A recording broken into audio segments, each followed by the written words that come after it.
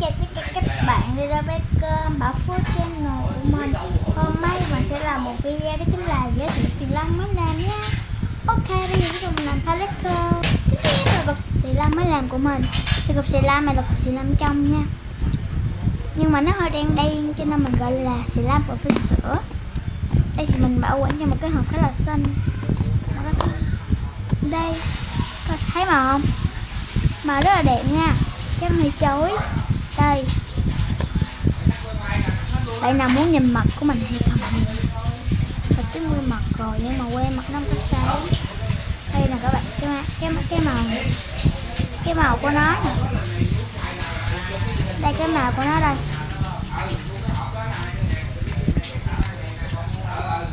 Rất là đẹp nha. Thì xì lăm này thì mình làm có khoảng là 6 chai hồ, siêu nhiều luôn. Lúc đó thì mà tính quay video cho mình rồi nhưng mà mình quên, vì cái máy mình hết pin cho nên mình mới sạc. Nhưng mà mình tính là mình vừa sạc nhưng mình vừa quay, nhưng mà hết kệ.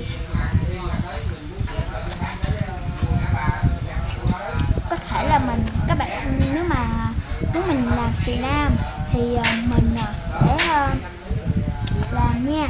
Các bạn hãy comment nếu mà các bạn muốn mình làm xì lăm thì hãy comment nha.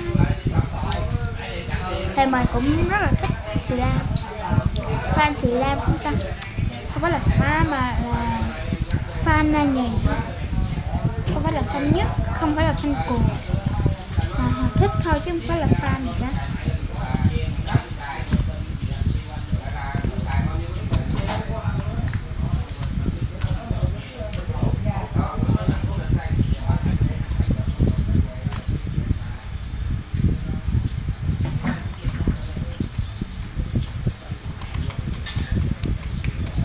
Rất là đã nha.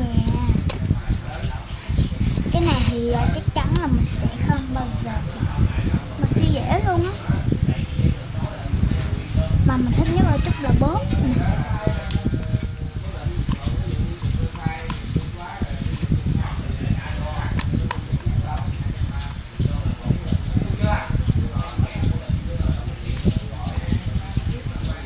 Ok, bây giờ mình đến đến khúc luôn. Các bạn thích thì cũng đừng quên like và share và subscribe cho mình nha. Các bạn gặp lại đối phương lên chi. Bây giờ mình phải kết thúc video để mình chơi xì lăm thôi. Rất là mềm nha mọi người. Tới 3 phút mình sẽ